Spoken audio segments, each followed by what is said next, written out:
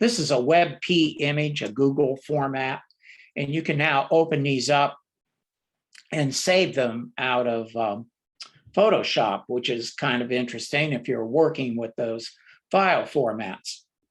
Related to this is basically your, on the Mac, your iPhones now can shoot in a similar format to the high efficiency video codec, and it's a high efficiency image format, and they have another one, a high efficiency image content.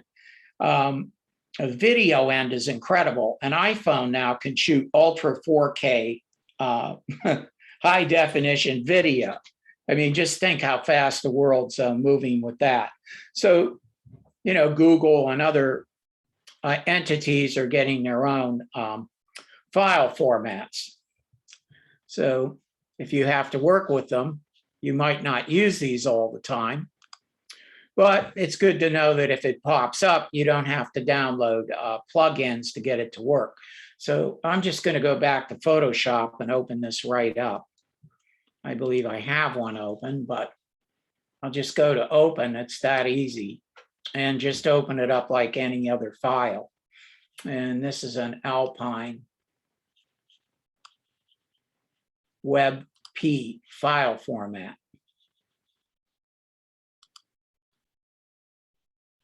Let me just turn a little guy on here so I can see when people are joining.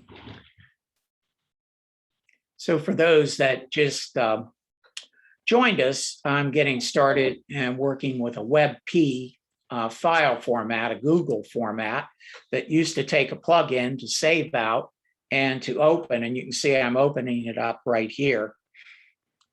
And it'll open up like any other file in Photoshop.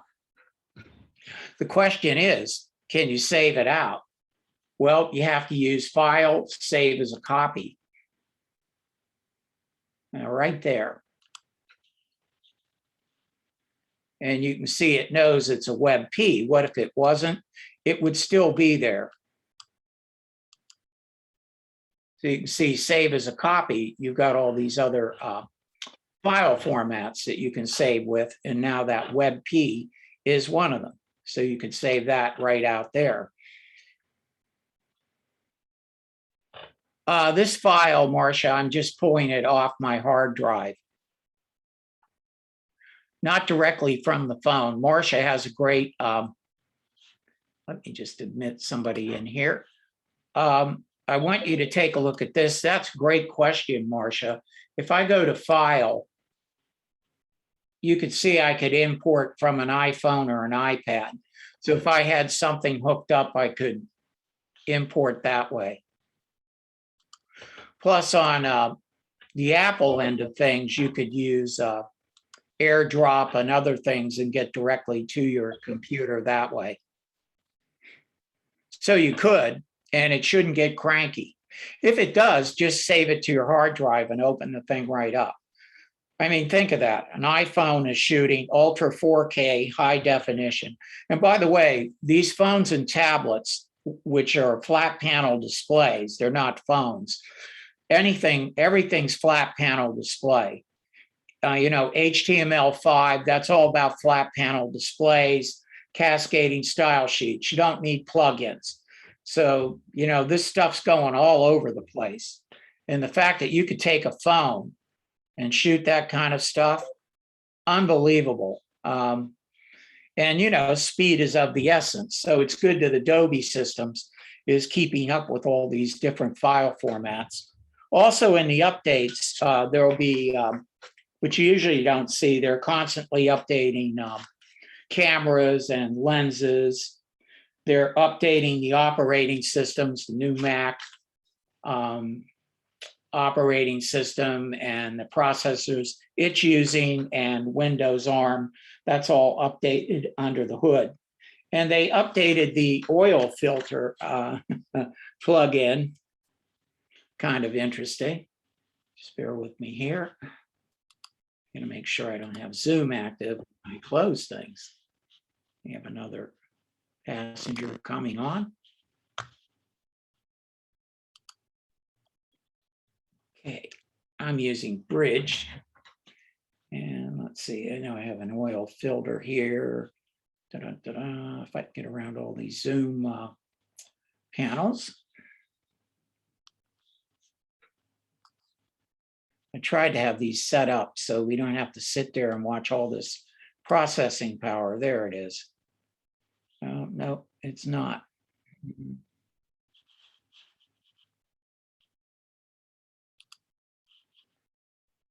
see, sky replacements. I remember what this was. It was kind of interesting. Here it is. Sorry.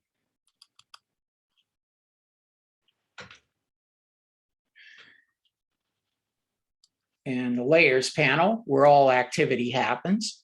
Notice that this was made a smart object with a right click. So I could just right click and make a new smart object. Also, if you're duplicating smart objects now, and you've done that in the past, and you're using a Command or a Control J, don't do that, they're linked. You could get a shortcut for this in the shortcuts, but you want to use new smart object via copy. Otherwise, under the hood on an update, it became linked. That could be aggravating because I duplicate things constantly and use blending modes. And I usually use smart objects so I can redo, like I'm doing here, the oil paint plugin. So once this comes up, you can see, because it is a smart object, it's right here, and I can work with the stylization. And this will take a little bit of processing, but it's better than it's been. And see, it'll update. You even got lighting if you need to have it. And click on preview. That's good to have with these kind of processor intensive plugins or anything. Nice. Plus, this is just like a lot of their filters. You can click inside the image, turn off the preview. You get a little square, if you can see that. And you can zoom in and then hold the mouse down, drag, and get a preview, and I'll just click OK. And then that updates. But what I want to show you here, which I find isn't looked at much, you see, because I have this smart object, you see where it says oil paint. Look at that little widget. Can you even see that thing? Wow, that's a pretty amazing thing to double click. Look what they hide there. You could take opacity on any effect that's done this way, especially the oil filter. So this turns it into something more like Painter or Studio Artist. You could back down the effect, any effect that's a smart object, including camera raw as a filter. So you can overshoot things and use that little double click. But look at this, we've got blending modes. So here I could go to overlay mode. Contrast modes here, vivid light. And then back the opacity down on those, because opacity is the volume control, if you like, of blending modes. So I could come in, just use overlay, and then back down the opacity on that, and that'll turn the oil filter, effect into something quite useful, and it's non-destructive. So they've worked with it, brought it back, trying to get it to run faster. But if you use it as a smart object or anything, and by the way, once you have a smart object, all these things under image that they tell you to stay away from, like adjustments, you might want to come in here and just work with levels or anything. They're all non-destructive. So you could use this like an exposure concept. Oh, by the way, that could have blending modes too, because it's got the little double click. So I could run here and just run an overlay or a multiply or whatever I need. And then back the opacity down. Smart objects, smart layers, whatever you want to call them. It'll change your life in this program, especially if you deal with clients constantly like I do that can't make their minds up. I don't have to deal with that anymore. Nice guy, huh? Hey, they're not bad people. They just can't make their mind up. And I can't stand destructive edits because they want me to try to remember what they wanted on Monday, 2 weeks later on Wednesday. I don't really care now. Let's see. The share button. Well, you can share documents. So now you've got a button up here where you can share things. So if I get a file up, I think I have one here. Let's take a look. Dun, dun, dun, dun, dun, dun. I could use any file here actually to do this. Let's just grab this little guy up here. And there's a little share button. I'm up at the top right. Actually, it's right there. And you think it would pop down and give me the share. Or I'm going to have to go to the, there it is, finally. So you can see here that you could share this many different ways. You could send it out via email, a text message. You could use AirDrop. You know, I'm on a Mac. Add it to my reminders, really? I guess so. That's kind of interesting. So you can do that. And it's right there for sharing. Also, there's cloud documents. You can really share those. So if I come now all the way over to the top left, you see the little house. If I click on that, then I get back to basically the welcome screen. And my files down here, if I click those, that used to say cloud. So now I can select things here and share them the same way here with that button. So that's kind of nice. You can share cloud documents, and if you need to get something out for a client so they can see what's going on.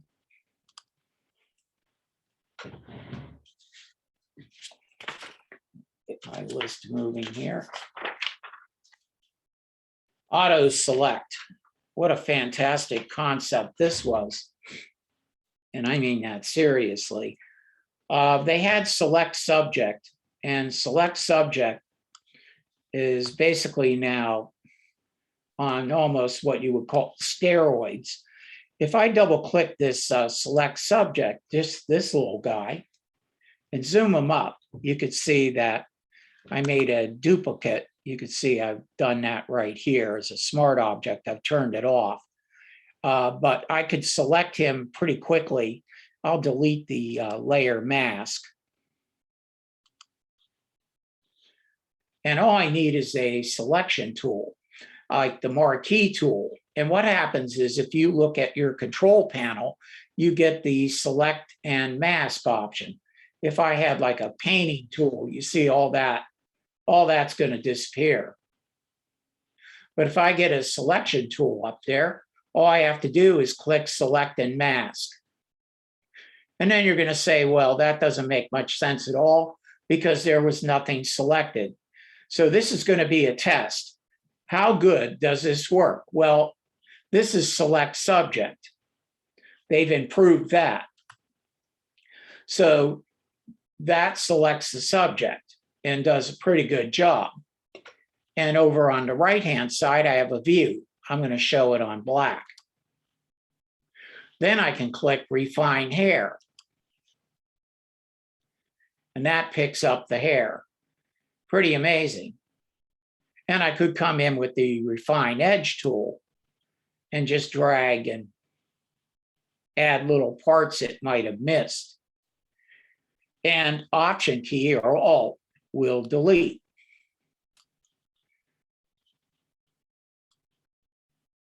Also for your enjoyment, and I mean that seriously, we now have, and we've had it for a while, a brush tool, which can paint things in and out. and also the object select tool, which we're going to get to in a minute. But you see, that's so good now. It's done a really good job of doing that. You can just select subject if it's a main, and if it picks it up, you're good to go.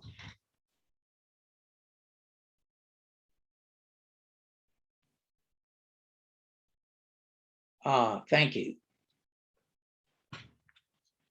See a message coming in there.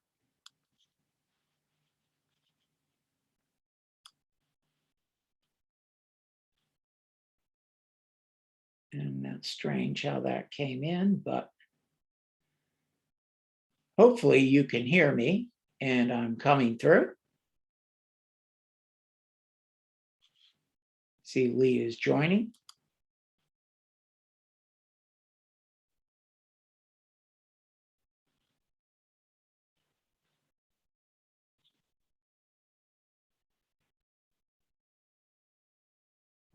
Let's see. I'm full screen here. Let me just get back in there, Marcia. I gotta get out of Zoom here. There it is.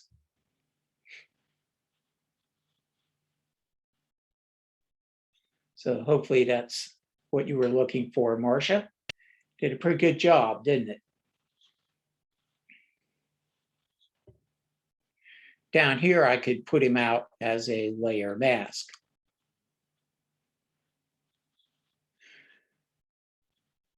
And I can make him a smart object or not.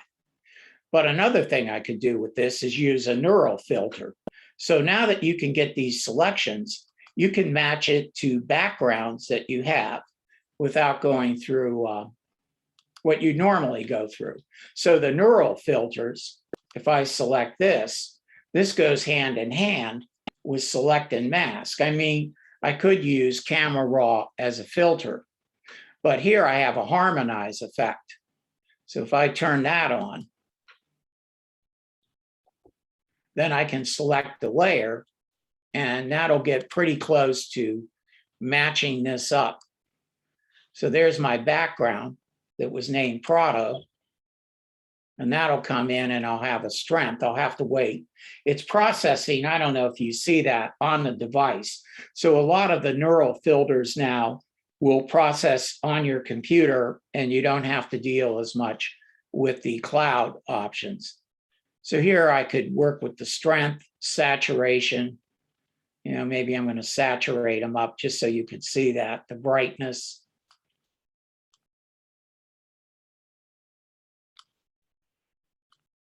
And once it starts kicking in, it's pretty good. You could even work with color here. So I might want to add a little yellow in there to make it more like afternoon.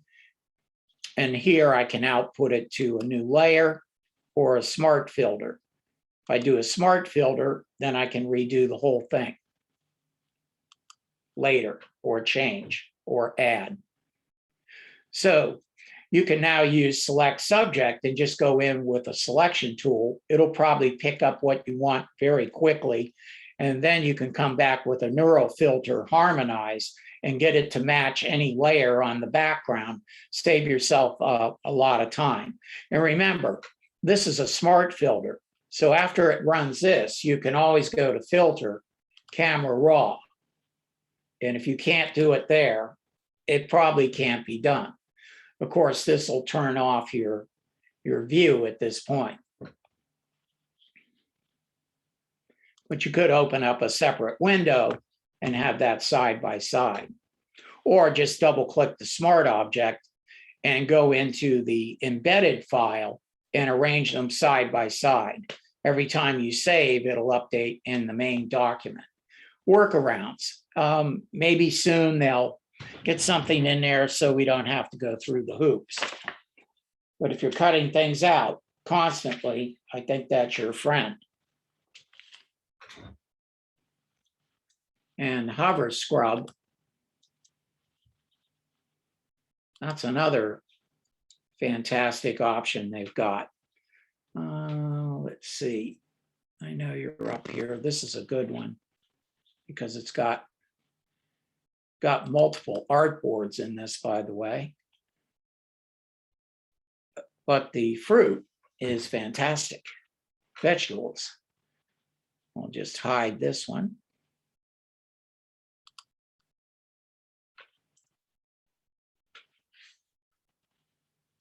I'm using a space bar to pull this over.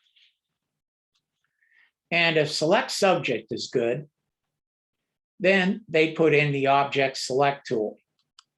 The object select tool up at the top now has an object finder. And to the right of that, see, it's turned on. You can always turn it off. But if it's on, it's going to start running. You'll see a little kind of a wheel going. And then the next one shows you what it can find. Oh, got the wrong layer selected. There we go. Sorry about that. I thought once I went to the other artboard, it would pick it up. And see, I can see what it's going to find by just clicking that. Then I can turn it off. And as I move over, you can see it does a good job of selecting things. So the advantage of this is that now with this, you can see what you can select. And you can click and use a shift key to add.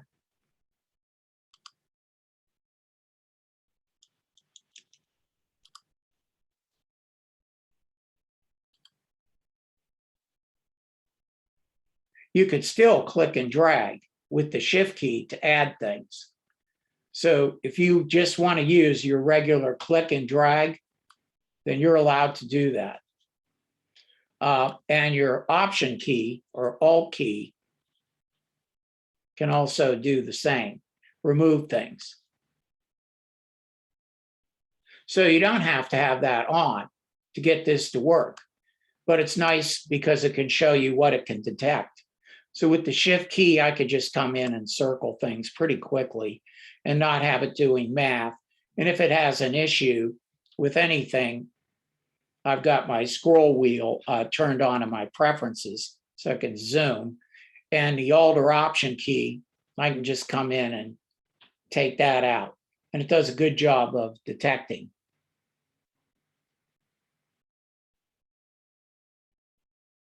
Yes, sorry about that.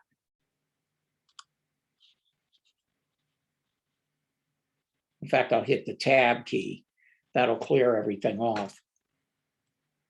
Thank you, Michael.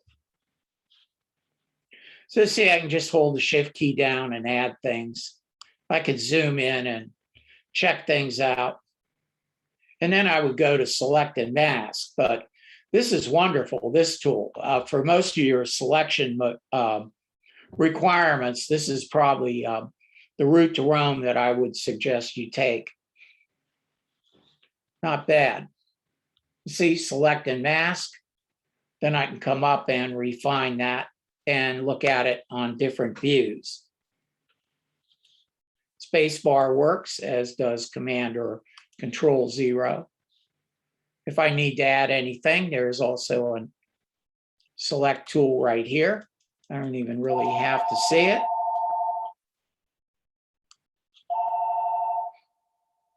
And you can see it picks up that. Or the Option key to delete.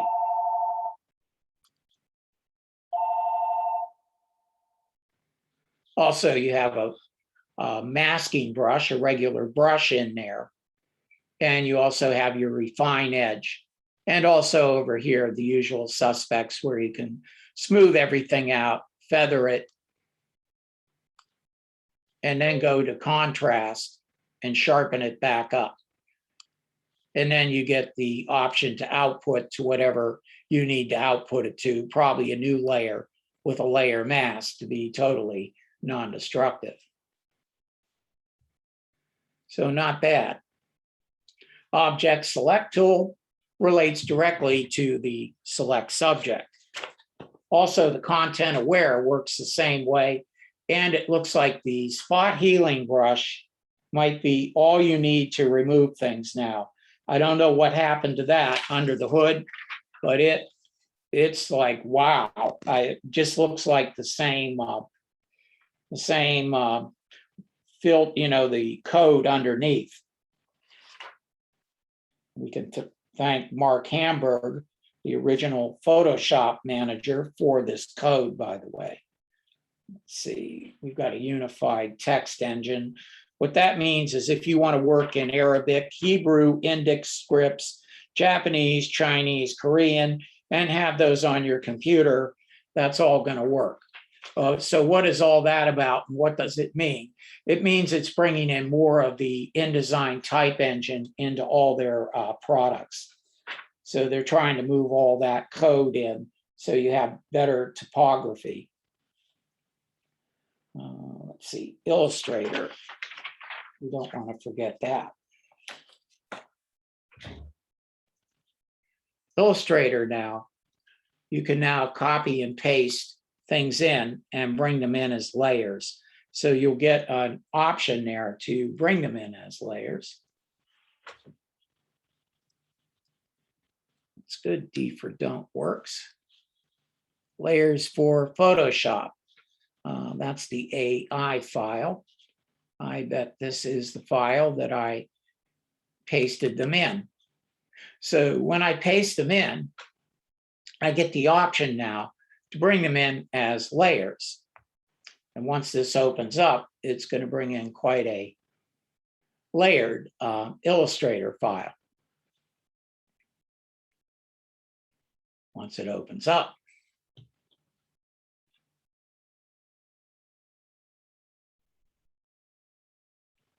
Digital God's willing. There we go. I'm going to pull out the layers panel by clicking on its name and just dragging it out. So when this came in, I pasted it as layers. Look at all this. So there's the fish. That's what gets pasted in a folder. And there's all kinds of groups in here, and you can go into those, and they'll bring them in as shapes. Some things need to be pixels, and it'll tell you that they're a pixel layer.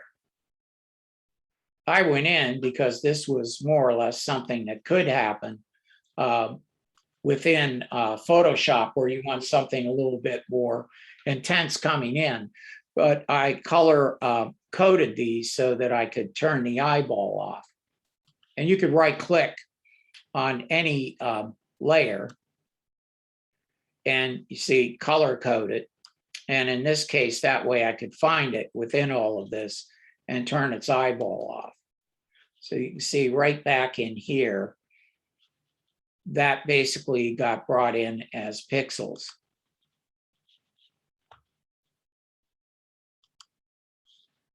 See, Joy is joining us. And down here, this would be a path.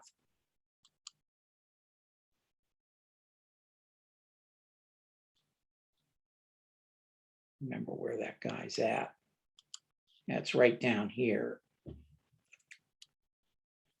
Let's watch. Right, I believe there. So if I double click this because it's a shape layer, then I could sample color or create, whatever color I want to redo that, just like a shape layer, because that's what it is. So you're allowed to come in and you've got blending modes and everything else, or you could just be sampling from the actual Illustrator file itself, what gets brought in. Now, you probably aren't going to paste anything that crazy in, possibly, but it's nice to know that if you do bring in simple things or logos, that way you can get access to not only if they come in as shapes, you can edit the shapes and also change the colors. If you bring it in as a smart object, which I usually do, but that's my workflow, I double click on an Illustrator. So I myself just bring things in as smart objects. But if you want to bring them in as layers, you have that option when you paste, and they will come in and it does a pretty good job. I can imagine that took some work to try to get that to work between the two programs. And the gradient tool now, if you work with gradients, this is pretty amazing. I had to do a little research on this.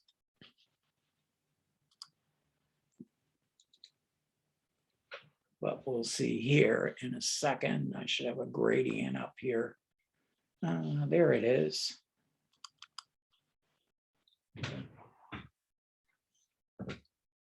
So I'm going to turn these eyeballs off. This is a perceptual gradient. So it was the same gradient, just duplicated, but it was changed. So if I use here, I'm going to use my control panel. You can see this is procedural. The one underneath, and I have the gradient tool selected. This will be a linear, or it should be. It says perceptual. We'll change that to linear. And the classic should be set to classic.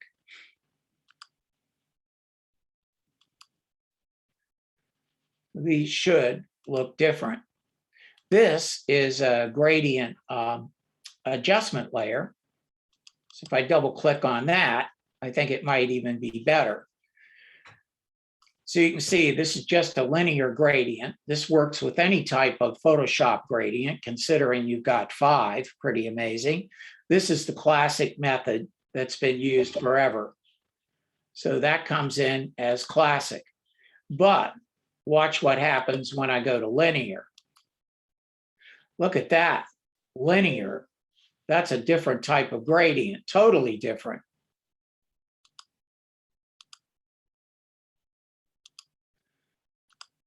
And procedural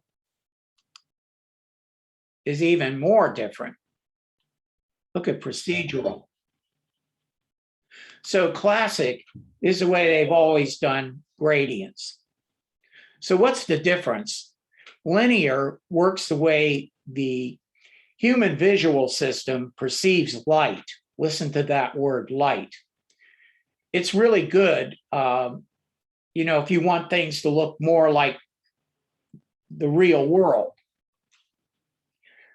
Also, procedural or perceptual does the same thing. If you're used to color management, you're a photographer, you're probably using perceptual with color management. What it does, it compresses all the whole gamut into the space you're going to. And as it used to say, the colors will all shift, but they shift the way the human visual system works, so you won't see any difference. I've used that in newsprint, and what's on my computer, believe it or not, is what's come out on a newspaper. But perceptual here uses a different type of color space. I had to do some research on this, and it's pretty interesting. It's called OKLAB. Should probably put that in a chat pod. That's actually the name of the color space. It's from a gentleman out of Norway, and he invented this. It's OKLAB.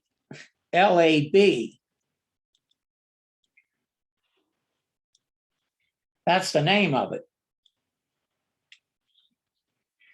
And it's interesting because he wanted to design something so that if you did hue shifts, it didn't affect your brightness, your luminance and your saturation. So that's what perceptual does. Perceptual works pretty much like the human visual system, but color changes in the gradient won't affect the affect the whole gradient as much as a linear. Linear is good for things that need to look like skies, backgrounds, things like that. They both work like the human visual system, but you can see there's a big difference between them. So you just select the one that works for you. Who cares about the code under the hood? If you want things to look more like the real world, I would say go for linear or perceptual. If you want to work the way these gradients have always worked, you can go to classic. It's nice that they put that in though, because now you can really control your gradients. I'm assuming here what happened is I have this set to classic. Let's say I set it to perceptual. I just need to redrag the gradient out with the gradient tool to update it. So if it goes back and ends up with classic, you'll get something totally different than what you would, let's say, with a linear.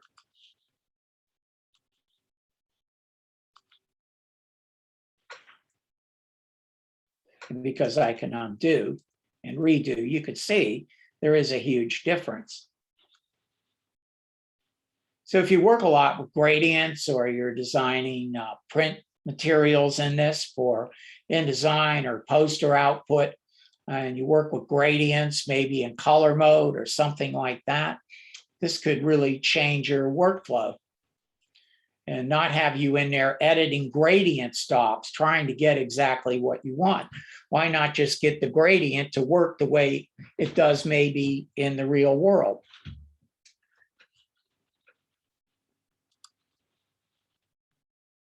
I like gradients, so I'm excited about that. I work with them quite a bit, actually, for different things. If you use these in mask, just think of what that could do for masking. You know, you want to fade one image into another.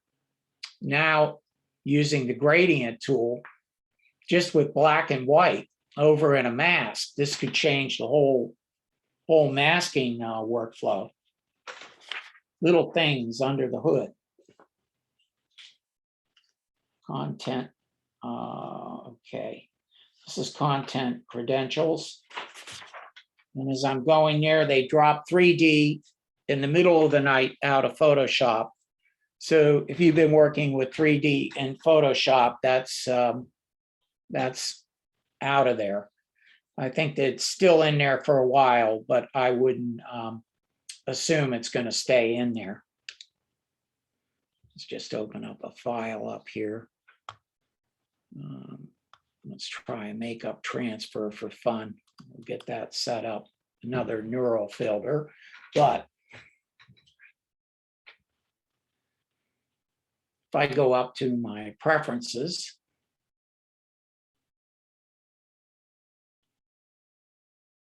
and technology previews, then I can turn on content credentials. Interesting. What does that do?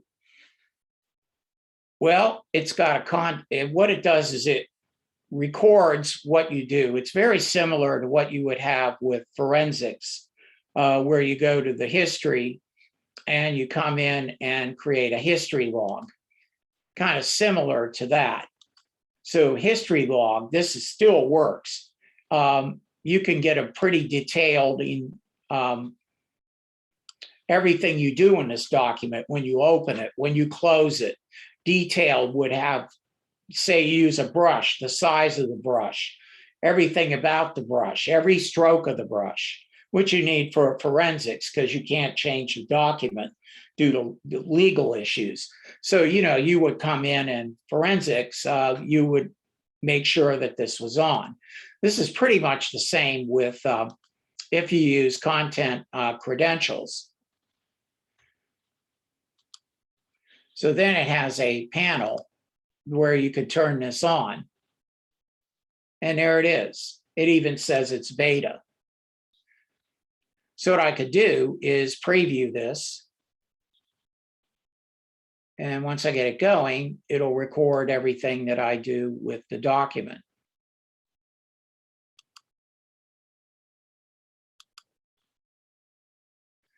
So here it'll say, you know, what program was involved. And as I start doing things with this document, they'll all start to come up in here and track basically the document. If fungible tokens, non-fungible tokens, if you've heard of that, that's where you can prove that a digital image, you can sell it as a unique thing, just like, let's say you have a great classic oil painting in your home.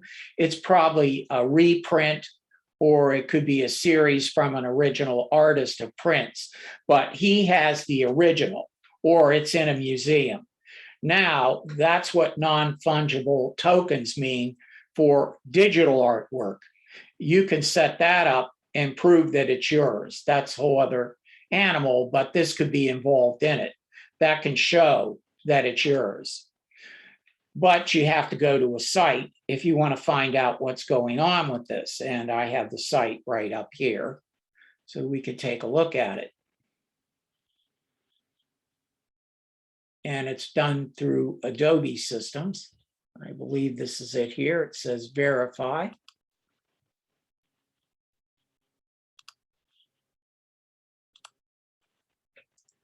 You can see it's run by Adobe systems.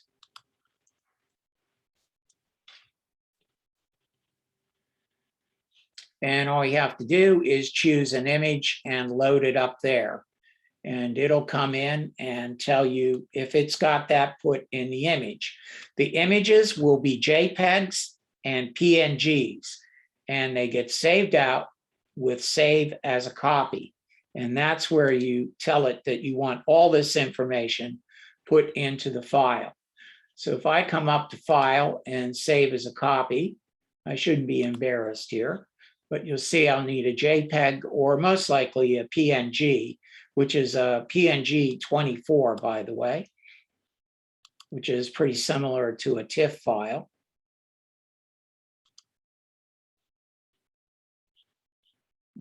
Let's see, I think when I click Save, or I might have to do this through Assets. I believe I do. So this would have to be saved out with Export. Yep, Export As. Yeah, that's exactly the way we're going to have to go about this at this point. Here it's a JPEG. I could make it a PNG.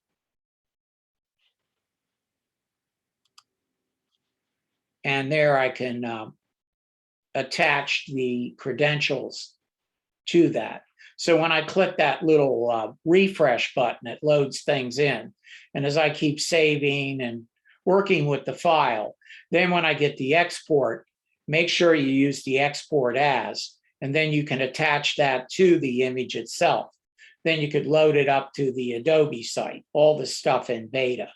But it's all relating right now to your the world that we live in with the non-fungible tokens. People are actually selling real estate. You can check that out online with these. It's pretty wild. It relates to Bitcoin, which uses what's called a keychain process that locks things up that can never be, you can prove it's yours. Nobody can ever get their hands on it, only you. And that way you could sell it and give those kind of like digital management rights that are locked in to a file. So that's, you might, want to sell artwork one day, and that can help you prove that it's yours because you were the one that created it. Transform art. Let's see. Well,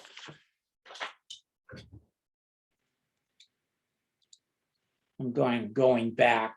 So I only had a few update things here, but you might not have seen all of them. Here's this is interesting. This is a sky replacement.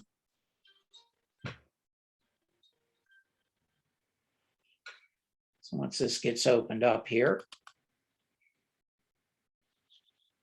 let's close that other file down so Zoom doesn't get cranky.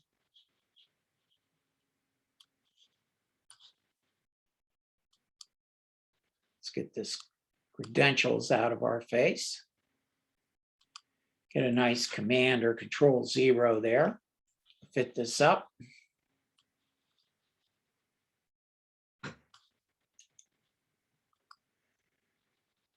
And I did this with layers, and you can see it says sky replacement group. I'll hit delete. So here I have an image and it has a sky. So if I want to replace that sky, I can go up under the edit menu and replace the sky. It's called sky replacement. This panel comes up and there's a drop down at the top. It'll have some defaults. If you look at the user guide online, I believe there's a link where you can download 2 packs of skies. I think there's sunsets and the night skies. But you could go to places like pexels.com, Pexels.com, because the images there are royalty-free for commercial and private use. And then you can click a plus button here and load them in, or, use the defaults that they have. You see it figures out what the sky is. And you can get things that have storms or lightning. Say I like this one, or this one's interesting because it's not the typical sky replacement. It's kind of grainy, but you could see it automatically knows what to do. Let's say I'm boring and I go with this one. Not that it's boring, but click away here. Then I can scale the sky.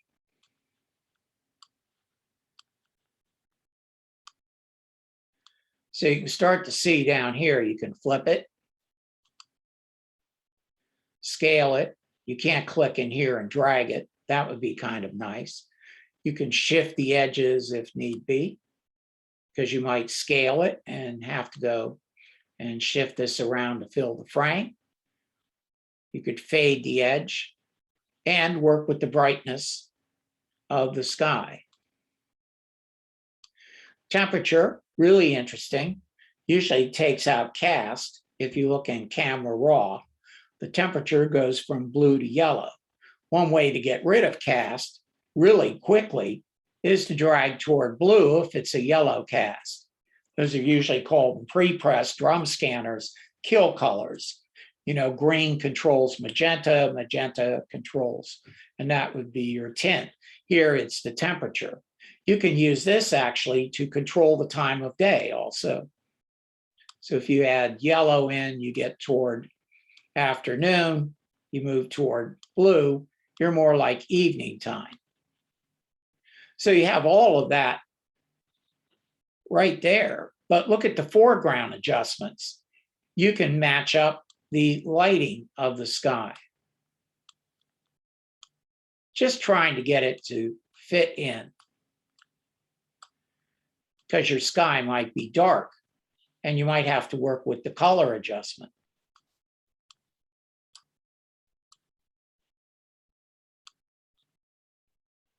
And I might have to be patient and wait for my computer to update. Then you get the option to either save it out as a duplicate layer, but if you go layers, then you get the layers. And some of those are adjustment layers, so you can see them right there.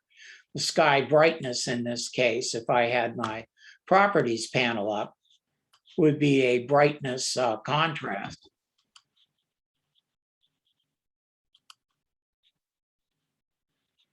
Let me pull my properties panel up here.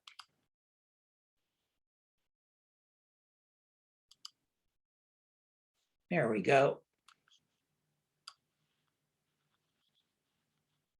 You can see how that is adjusting my sky and the contrast. Here's the sky temperature. Basically color management again. Though you could always pull up your own adjustment layers and work with this. Highlights, the shadows.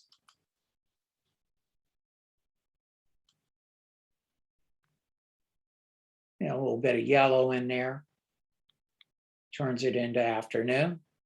Interesting how that works nicely. If you had green in there, you could work with that. Notice that's using a clipping group to pull into the sky. So that could be done right here with your own adjustment layer. Say you came up here but wanted to add levels, you could do all of that just by letting it be basically layers. Here I can clip it in, see the little button clips it in, and it pours down into this layer of the sky, which has a mask. So that means nothing is written in stone, nothing is destructible. You can paint in the mask and you've got total control of everything, including blending modes. And blending modes have opacity. So if you need to replace backgrounds, you know, for skies, they've got this all set up. This is interesting. It's a multiplied blending mode applied to a regular layer and filled with a shade of gray. So then you could actually paint in this with a brush with black and white. You could do the same thing with overlay and vivid light modes when you make a layer. Here, you don't have to figure that out. They've done it for you. But at some point in time, you might want to come in and, you know, work with this yourself and add things in, maybe. And plus, you can use it with anything. It doesn't have to be a sky replacement. And here you can see this is how they worked with the foreground correction. So they put a layer in there, a curve. And by the way, you might want to set that blending mode to luminosity so that it doesn't mess with any color corrections that you might have put on the original one. I would suggest anytime you use an adjustment layer with a curve that you might want to start to look at using luminosity mode. Otherwise, if you've got color corrections going on, it goes into the RGB and it'll probably blow up everything that you've done. Let's see, neural filters here. Oh, there is one in there.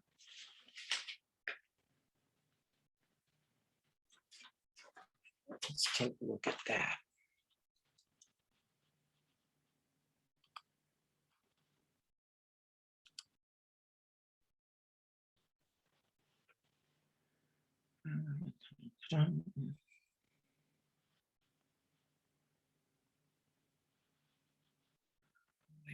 I've got one here that's a Harmonize. So you won't have to go through a lot, but you can see how you might really want to use it. Now, Harmonize is pretty interesting. In fact, I'll use this one. This is a color transfer, pretty similar to that. If you were to look at the layers panel for this image, you could see that the background has color to it. And then I've got probably an object select option up here that's basically now trying to preview on my screen. I'll turn off the neural filter and you can see that's what I would get knocked out. But once again, I want to harmonize this to basically the foreground. Exactly what I did with the little boy earlier. So the neural filter there would be harmonized, and you can select the layer that you want to match things to.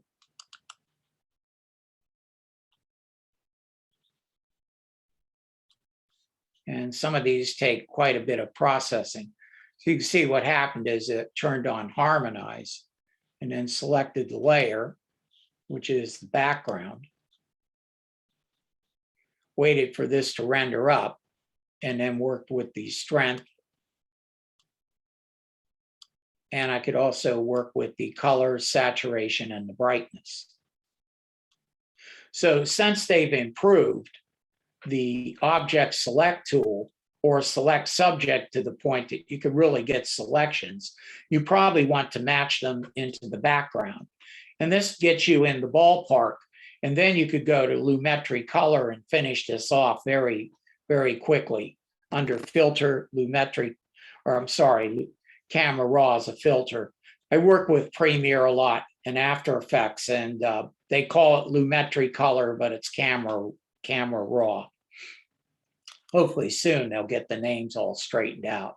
So this way you can match things up when you're, cutting them out and bringing in images.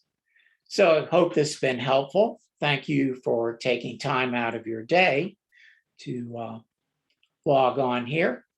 I got my contact info up there. If you need to contact me about anything with Adobe, feel free at any time to basically contact me, text me, anything.